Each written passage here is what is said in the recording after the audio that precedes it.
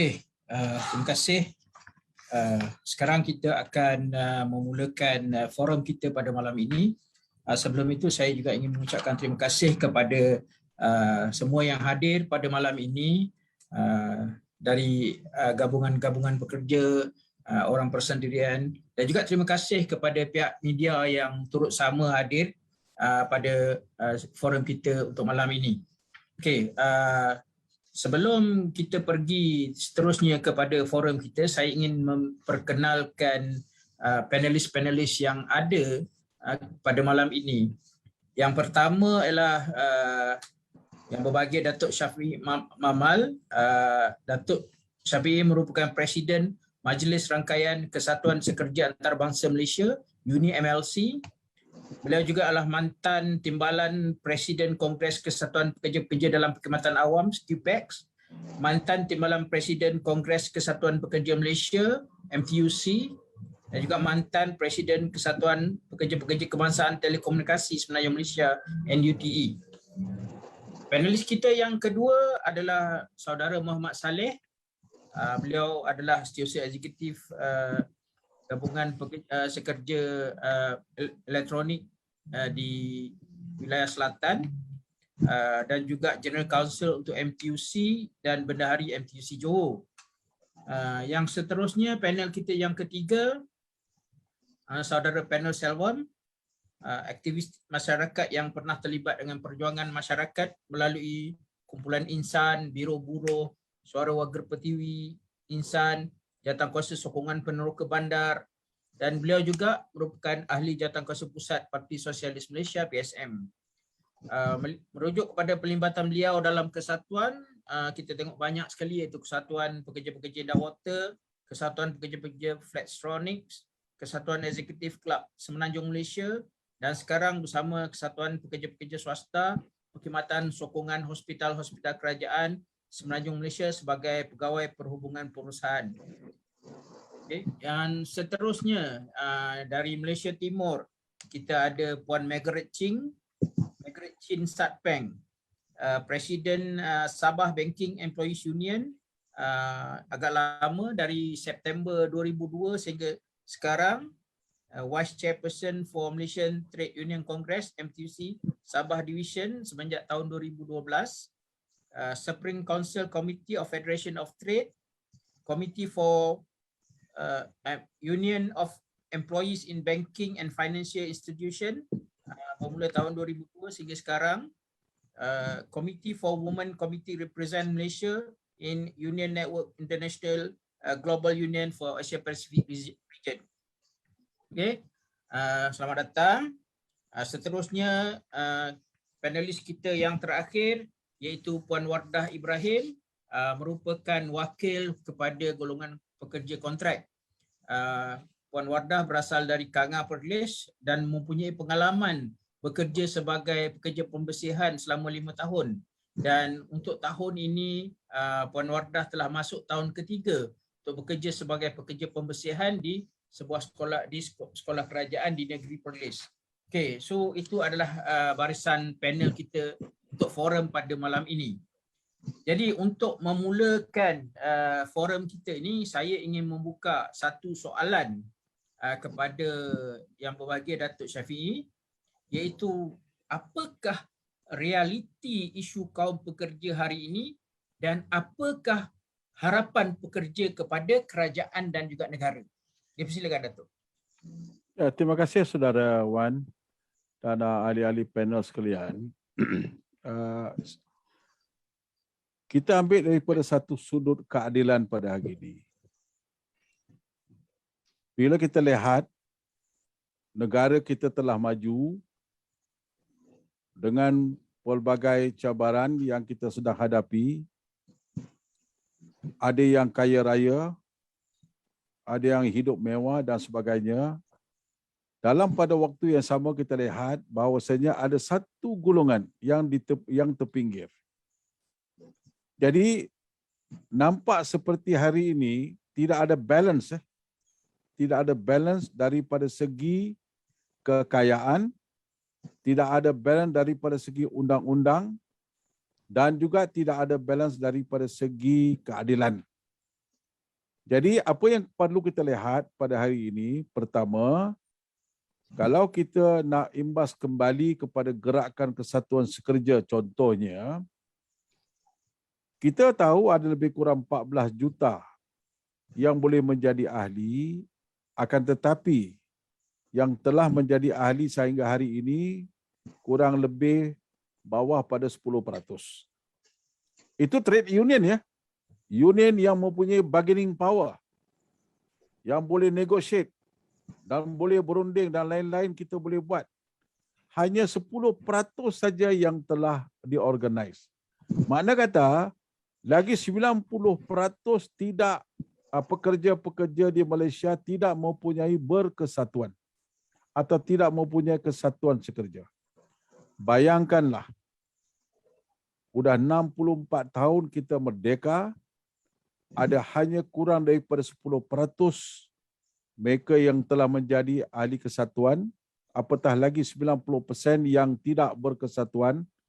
Inilah ruang yang kita nampak yang begitu besar, yang kita lihat pada hari ini, majikan dan juga penguasa-penguasa mengambil satu peluang untuk menindas pekerja-pekerja daripada semua sudut yang ada. Jadi, kalau kita ambil kira balik, apakah yang harus kita buat? Saya ucapkan tahniah kepada kumpulan Marahain pada hari ini kerana kita sudah bangkit sekarang ni. Dan kita pun dengar Yang Berhormat Menteri tadi pun bersedia untuk berinteraksi dengan kita. Maka kita sudah ada satu network, satu jaringan kerjasama yang kita ada. Mungkin walaupun dah 64 tahun kita tidak dapat memperjuangkan, tetapi sekarang ini sudah ada satu ruang dan peluang yang baik kepada kita. Kita mesti manfaatkan ruang dan peluang ini supaya membangkitkan isu-isu yang begitu lama, yang terbengkalai, yang tidak ada channel, yang tidak ada tempat yang boleh kita buat pengaduan. InsyaAllah akan dapat kita buat pengaduan. Jadi saya rasa peluang dan ruang itu mesti ada supaya kita boleh dapat satu engagement yang konkret dan konstruktif supaya kita boleh kemukakan hak-hak sebagai seorang pekerja ataupun golongan-golongan pekerja di tanah air kita. Cik Wan, saya rasa itu saja buat sementara waktu. Okey, terima kasih Datuk atas jawapan tadi. Okey, so selepas ini kita akan terus ke 4 orang panelis yang kita jemput untuk membicarakan tentang isu-isu suara pekerja, reality versus harapan. Okey, bentuk forum ini kita akan pecahkan kepada 2 pusingan, di mana dalam pusingan pertama kita akan berbincang tentang realiti pekerja pada hari ini, dan seterusnya dalam pusingan kedua nanti kita akan lebih menjurus kepada harapan pekerja. Itulah yang menepati tema kita, iaitu suara pekerja, realiti versus harapan. Okey, untuk pusingan pertama tentang kita bercerita tentang realiti ni, saya ingin memberikan satu soalan kepada saudara Muhammad Saleh, iaitu saudara Muhammad Saleh, tahun lalu ketika kita masuk ke tahun 2020, negara kita telah terjerumus dalam krisis pandemik dan COVID. Apakah realiti nasib kaum pekerja di negara kita ini dan juga nasib kesatuan pekerja? Dan yang kita nampak sekarang dalam kesatuan sekerja ni, semakin hari kita mempunyai bilangan ahli yang semakin berkurang. So, apa pandangan saudara tentang isu ini? Terima kasih saudara Wan selaku moderator pada malam ini, dan yang berbahagia Datuk Muhammad Syafiee, ahli panel, ahli jawatankuasa gabungan Marhen, himpunan Marhen, rakan-rakan yang mengikuti sesi forum pada malam ini. Soalan yang dibukakan oleh saudara moderator tadi adalah suatu yang agak tepat untuk dikemukakan kepada pengetahuan umum. Benar, semasa sesi semasa pandemik yang berlaku hampir 2 tahun ini, para pekerja mengalami kesan yang paling serius, iaitu termasuk juga trauma, takut. Ini berkaitan dengan penyakit yang wabak yang berlaku, wabak COVID-19 yang berlaku di tempat kerja mereka, di mana rakan-rakan mereka dijangkiti oleh wabak tersebut. Malah ada yang mati. Jadi bagaimanakah perasaan seorang pekerja itu untuk hadir bekerja dalam keadaan yang terpaksa, walaupun ada peruntukan yang diperuntukkan oleh KKM, iaitu hanya 60% tenaga kerja bekerja dalam satu sektor industri. Bayangkan jika ada rakan sekerja yang ditidurkan dan akhirnya meninggal dunia, bagaimana mereka nak hadir bekerja? Jadi inilah sikap perasaan ataupun rasa trauma yang sangat berat yang dihadapi oleh pekerja yang diadukan pada kesatuan. Dan kesatuan dalam keadaan yang demikian, kita menghadapi satu peristiwa ataupun keadaan yang agak luar biasa yang tidak pernah dihadapi oleh mana-mana kesatuan dalam negara kita dalam keadaan pandemik. Di mana pihak majikan umpama contohnya, mereka mengambil kesempatan dengan arahan 60% tenaga kerja yang dibenarkan bekerja dalam satu industri. Daripada 60% itu, hanyalah kalau kita perhatikan, hanyalah sektor-sektor bahagian pengurusan, pentadbiran ditolak bekerja daripada rumah. Sedangkan bahagian pengeluaran selalunya beroperasi penuh. Dan inilah yang berlaku. Sebab arahan yang dikeluarkan oleh pihak kementerian itu tidak begitu jelas. Dan ini saya rasa soal SOP tidak dapat dipenuhi dalam line ataupun dalam keadaan tempat kerja yang memerlukan pengeluaran yang perlu bersama-sama berhubung rapat dan sebagainya. Dan inilah isu-isu yang dihadapi dalam keadaan pandemik. Dan saya akui memang terdapat juga kesan di mana syarikat membuang pekerja. Tapi walaupun ini tidak berapa ramai, tapi yang penting sekarang ada soal trauma itu. Dan ini memberi kesan terhadap mereka dan keluarga. Dan yang seperti yang saya sebut tadi, terdapat juga majikan contohnya. KKM datang memberi notis tutup sesuatu departmen. Tetapi di belakang departmen itu masih bekerja. Sehingga kan aduan diterima dikemukakan oleh ahli kepada kesatuan, dan kesatuan terpaksa menghubungi KKM untuk membuat lawatan di tempat kerja, dan akhirnya ditutup dan dihalau balik. Pekerja diarahkan balik dan ditutup untuk beberapa minggu. Umpamanya itulah yang dihadapi dalam keadaan sekarang pandemik. Dan ini saya rasa banyak faktor-faktor yang jelas kerana SOP ataupun standard yang dikeluarkan oleh pihak kementerian itu tidak begitu jelas dan selalu dieksplorasi oleh pihak majikan. Dan itulah yang berlaku di sektor industri elektronik khususnya. Silakan. Okey, terima kasih saudara Muhammad Saleh.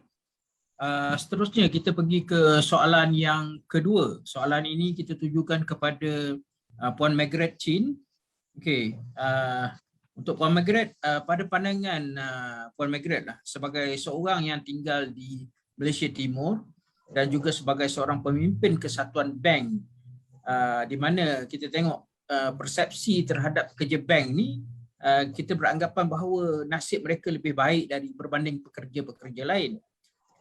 Apakah sebenarnya impak krisis ekonomi dan COVID sama juga untuk pekerja-pekerja di Malaysia Timur, dan apakah krisis ini kepada golongan pekerja kelas menengah ini juga mengalami masalah dan cabaran? Silakan Puan Margaret.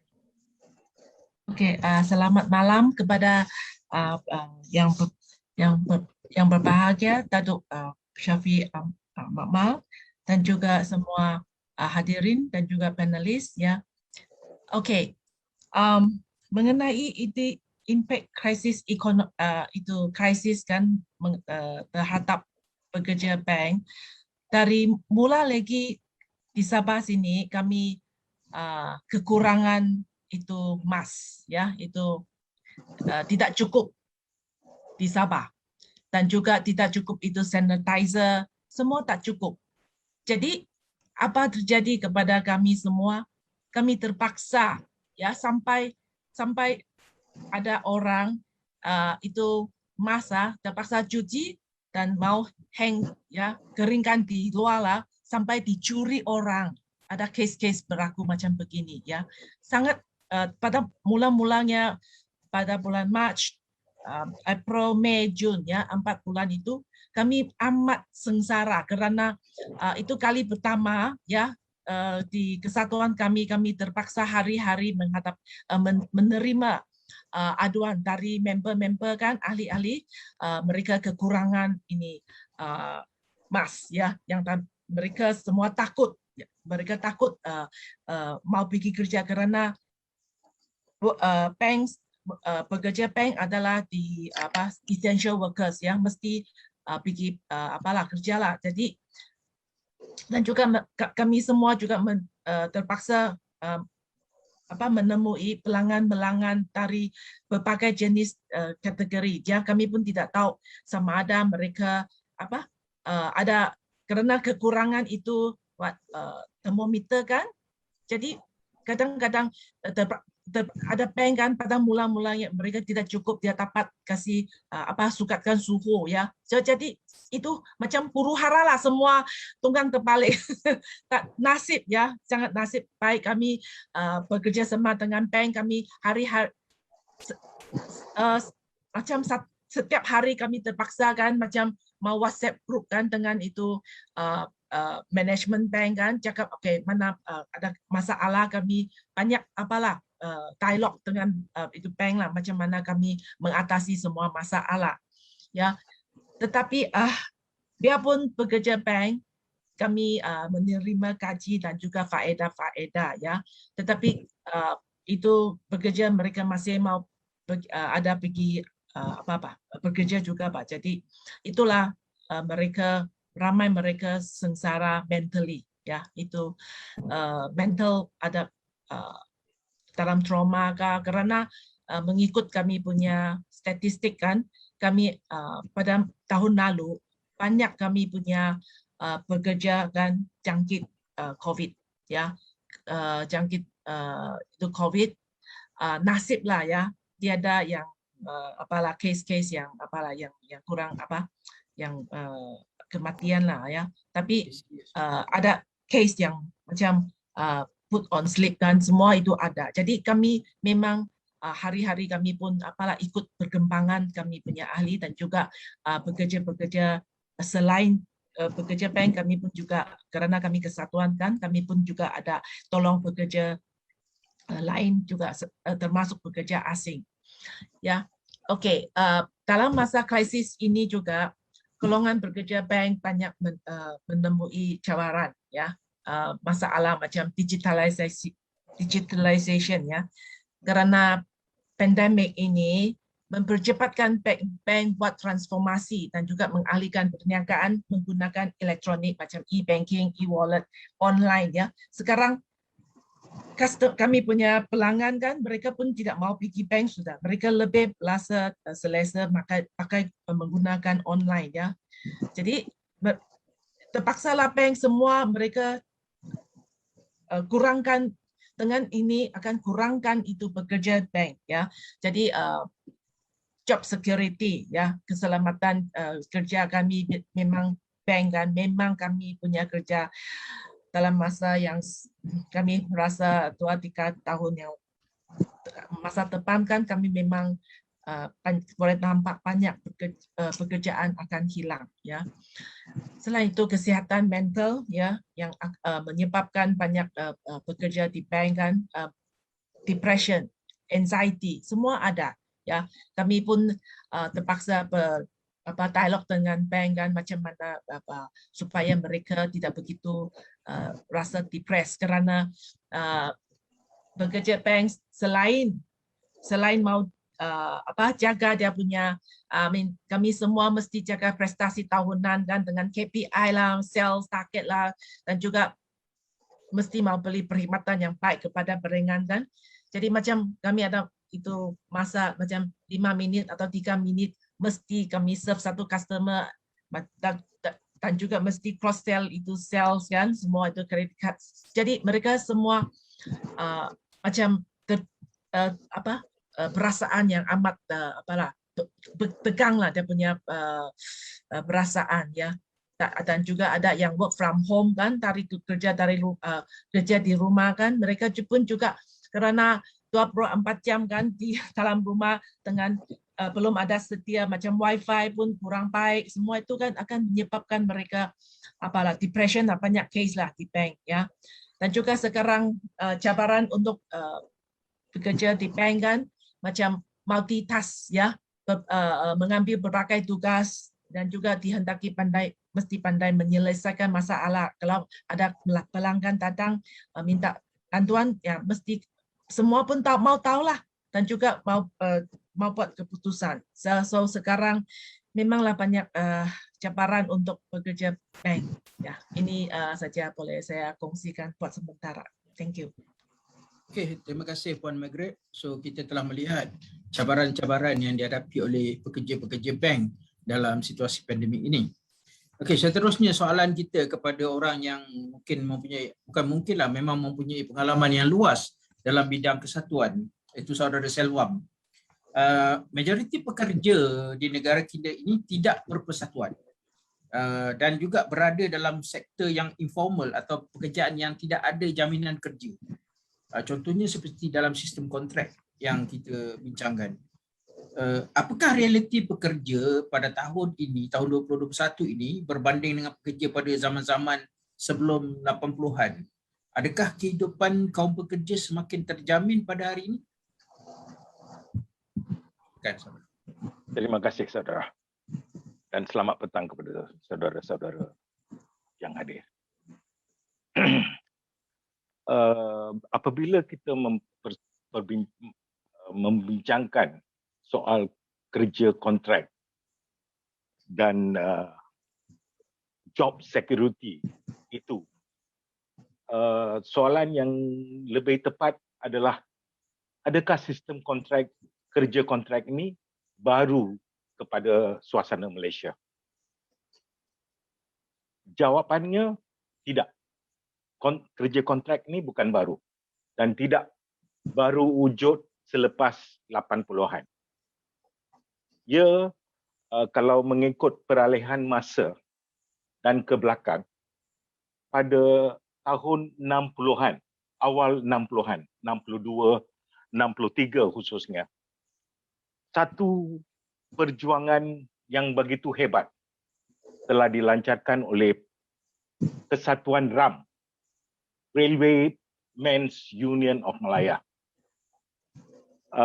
Mereka adalah kesatuan sekerja yang masih wujud lagi, kesatuan sekerja di sektor kereta api Tanah Melayu. Dan perjuangan mereka adalah menentang sistem kontrak pekerja-pekerja dalam perkhidmatan kerajaan, the civil service, the railway service itu, railway sector itu adalah sebahagian daripada civil service, civil sector, sektor kerajaan. Menentang kerja kontrak, menuntut gaji bulanan dan juga menuntut pencen untuk pekerja-pekerja civil service. Dan mereka perjuangan mogok mereka tu dapat sambutan hebat di seluruh negara daripada semua kesatuan-kesatuan yang lain, sehingga mereka membuat mogok di sektor mereka masing-masing untuk bersolidaritas dengan perjuangan pekerja-pekerja kereta api itu. Dan akhirnya mereka menang. Mereka menang menghapuskan sistem kontrak di dalam sektor kerajaan. Dan wujudnya gaji bulanan. dan juga sistem pension. Itu adalah pada tahun 60-an. Selain daripada itu, sistem kontrak memang ada diguna pakai di sektor pembinaan, construction. Sebab itu adalah dianggap kerja skala. Selepas bangunan itu siap dibina, kerja dia sudah habis. So they employed the contract system. Selain daripada itu, tidak ada contract system di dalam negara kita ini. Sehinggalah datangnya Mahathir Mohamad, Perdana Menteri pada tahun 81. Dan pada selepas itulah beliau menimbulkan idea privatization, penswastaan, di mana sektor-sektor kerajaan dikenal pasti untuk diswastakan. Kononnya produktiviti mereka di bahagian-bahagian itu adalah tidak merangsangkan dan tidak menguntungkan, tidak ada untungnya. Dan sebagainya lah, alasan-alasan macam kita nampak dalam video tadi, itulah alasan-alasan yang diberi. Dan daripada sanalah mula kontrak sistem. Apabila, adakah kontrak sistem ni yang dibuat oleh kerajaan dan Perdana Menteri ketika itu Mahathir Mohamad wajar atau mengikut lunas undang-undang? Saya katakan tidak. Ia adalah satu percanggahan perlanggaran Akta Kerja 1955. Sebab Section 11 Akta Kerja itu mengatakan kerja fixed term contract ataupun kerja kontrak itu adalah kepada one off sekali, kerja-kerja yang perlu dibuat untuk satu kali saja, one off, piecemeal atau temporary, berkala ataupun tidak tetap. Macam painting bangunan ke, pasang pipe bocor ke, dan sebagainya lah. Kerja dia memang bukan tetap. Apabila kerja tetap itu tidak boleh dijadikan kontrak or fixed term work. Sebab dia akan menghancurkan job security dan melemahkan security jaminan kerja kepada pekerja. Dan itu yang telah dibuat. Dan apabila kerja-kerja macam di hospital, cleaners umpamanya, dibagi kontrak tahunan,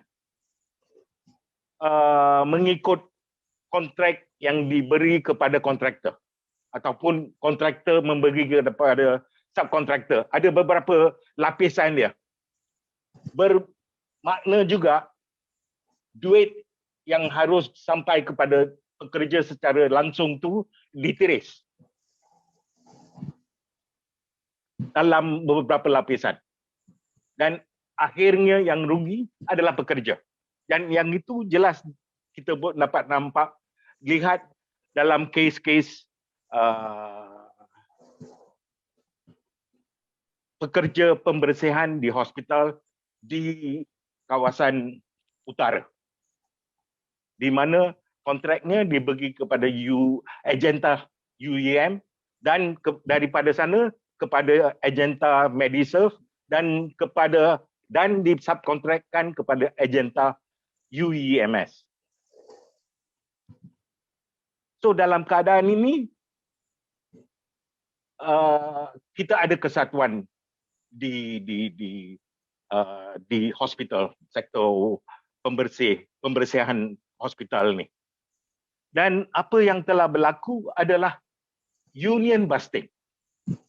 Pada satu ketika dalam sehingga 60-an tu, kesatuan sekerja memang diterima seperatusan banyak, majority of the workers. sehingga mencecah 60% daripada warga pekerja yang menjadi ahli dalam kesatuan. Kemudian ia telah dihantam sehingga dia menyorot ke kurang daripada 10% sekarang ni. Dan undang-undang yang kita ada seperti Akta Kerja mengatakan secara jelas, bagus apa yang dikatakan dalam Akta Kerja, Section 8. Dia kata kontrak perkhidmatan tidak boleh menghadkan hak-hak pekerja untuk memasuki, menyertai atau menubuhkan kesatuan sekerja. Di dalam kes Agenta UMS tadi, apabila memang berlaku union busting, apabila berlaku union busting, kita pergi kepada JTK, dia kata bukan dalam lingkungan tugasnya untuk menyekat union busting. Dan kita dirujuk kepada JPP, Jabatan Perhubungan Perusahaan. Apa yang berlaku di sana bukan dia hentikan, dia nak siasat dulu. Dia punya siasat sampai ke mahkamah 2-3 tahun belum habis bicara lagi, tetapi pemangsaan kesatuan tu memang berterusan sehingga hari ini. So dalam keadaan ni pekerja memang takut dan hari-hari dibantai. Awak masuk kesatuan, awak akan dibuang kerja. Ini bukan secara rahsia tertutup. Ini secara terbuka dan memang nampak. So inilah kelakuan-kelakuan macam ini perlu dihentikan. Dan macam mana boleh dihentikan saya tak tahu, tetapi kita perlu satu tindakan proaktif daripada Human Resource Ministry. Sekadar ambil aduan dan menyiasat tu adalah dia punya cerita dia banyak. Sampai majikan akan tahu siapa yang membuat aduan, siapa pekerja yang buat aduan. So ada macam apa yang semasa ucapan menteri tadi, ada beberapa perkara yang nampaknya mereka ada ambil kira. Tetapi adakah ia berkesan dan secukupnya, kita belum tahu lagi. So inilah keadaan-keadaan yang harus kita lihat untuk membetulkan keadaan, dan juga kita perlu menghapuskan sistem kontrak yang menjejas jaminan kerja. Ya, Kat. Moderator. Okey, terima kasih Saudara Skalbum atas penjelasan tentang apakah realiti pekerja lebih baik atau tidak berbanding sebelum ini. Okey, dan soalan yang terakhir untuk pusingan pertama ini adalah untuk Puan Wardah.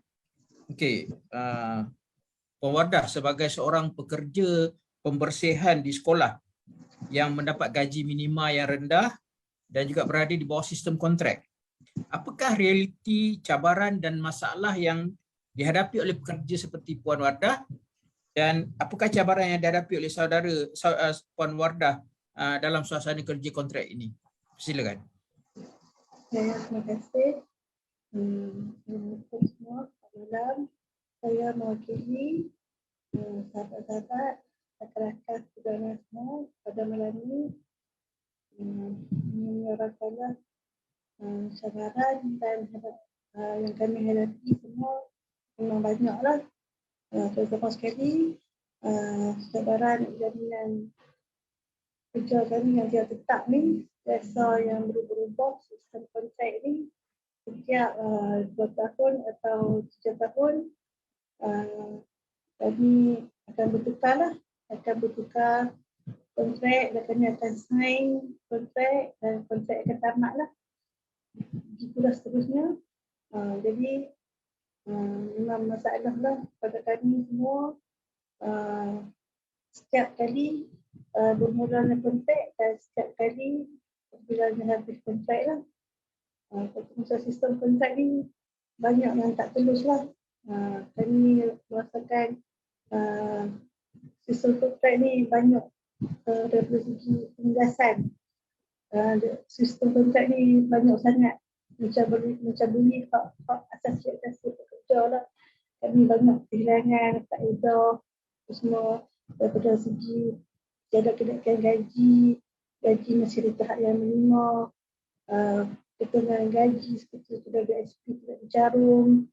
So pada pengalaman saya bekerja di bahagian sekolah sihat ni, selama saya bekerja 2 tahun ini, maksud yang tahun kelima ni, majikan tidak mencarum langsung lah BSP dan PKSO. Pada di kertas slip gaji kami pihak kontraktor ada membuat potongan, tapi apabila kami pergi cek di premis PKSO ataupun BSP, dia tidak dicarum lah. Di situ kami tidak berpuas hati lah, memang rasa ditindas lah. Lepas tu kerja dengan contoh pendidikan kami tidak dijaga lah. Kami tidak mendapat faedah cuti sakit, cuti tahunan, semua macam tak ada faedah untuk membuat pinjaman apa-apa. Sedangkan gaji kami hanya minimum, yang kenaikan gaji pun tak mencukupi dengan kos sara hidup yang tinggi. Memang kami semua ni ada semua tu rakan-rakan yang masih menyewa rumah, yang ada komitmen lain lah seperti pembayaran motor ataupun kereta dan lain-lain lagi lah seperti mengarah anak sekolah apa semua. Memang kami rasa terbeban lah dengan pihak kontraktor ni. Memang kami tidak berpuas hati lah. Kebanyakannya pihak kontraktor di Malaysia ni bukan setakat Ferry sahaja, memang kebanyakannya sistem kontrak yang buruk lah dan tidak tulus lah. Banyak pada penindasan dan pembulian lah hak-hak kami seperti pekerja cleaner ni dan juga pekerja keselamatan lah. Dan kami bekerja di masa tambahan pula di pada masa pandemik ini dengan bebanan kerja yang bertambah dengan bahaya. Macam saya berpengalaman bekerja di balas hadapan ni, saya terkena quality. Dan pada masa sama juga saya dipotong gaji lah, cuma dibayar hari yang bekerja sahaja. Saya sedangkan Kau ada boleh letak mic dekat sikit dengan mulut tak? Supaya kita boleh dengar. Macamnya di akhir-akhir kontrak ni seperti yang ada urut-urut, saya memang banyak kontraktor menindas lah. Itu sendiri berlaku pada diri saya, iaitu apabila saya terkena positif COVID-19 ni, potongan pihak kontrak membuat potongan gaji saya lah. Di mana dia membayar saya hanya hari yang bekerja saja. Sedangkan itu tanggungjawab pihak kontraktor dan kebajikan. Dia kena jaga pihak kebajikan pekerja yang berada dalam yang bermasalah lah. Sedangkan saya kena perjuangkan lah nasib ni, kena naik turun pula, kena pengaduan nasib. Jadi macam beban lah rasa dengan pihak kontraktor yang terus ni. Di akhir-akhir kontrak, mereka ni akan membuat hal macam seperti gaji tidak dibayar dengan penuh, sentiasa ada potongan-potongan. Jikalau pekerja-pekerja ni bermasalah, Macam kami amat terasa terkesan lah dan terkebal lah. Okey, terima kasih Puan Wardah. Itulah berakhir pusingan pertama ini yang sedikit boleh saya rumuskan bahawa dengan wujudnya kehadiran pandemik ini, pekerjaan nasib pekerja amat terjejas sekali, dan terutama bukan pada masa pandemik saja, dengan sistem-sistem baru yang diperkenalkan dalam masa pandemik ini akan menjejaskan juga keselamatan pekerjaan atau job security, jaminan pekerjaan untuk pekerja. Dan dari segi realiti pekerjanya, kita melihat bahawa kerja kontrak ini adalah akan satu langkah ke belakang. Seperti yang saudara Selvam cakap tadi, di tahun 60-an pekerja telah berjuang untuk menghapuskan sistem kontrak ini. Dan akhir sekali tentang sistem kontrak yang tidak telus, mencabuli hak-hak pekerja dan juga membebankan pekerja dengan sistem yang ini dan memangsakan pekerja. Okey.